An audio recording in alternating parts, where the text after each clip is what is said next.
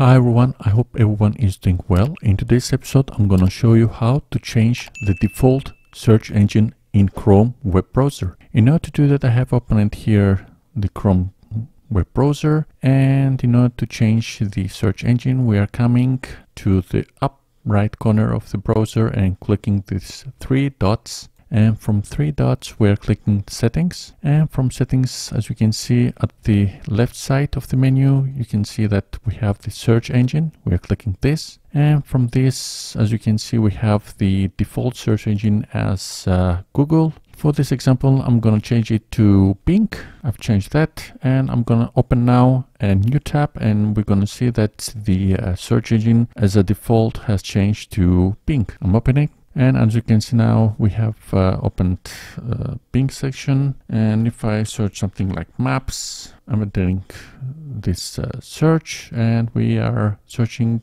through Bing search engine. I'm coming back. I'm going to close now this tab, and I'm going to change it to DuckDuckGo. Open new browser and see that we have the default engine as DuckDuckGo.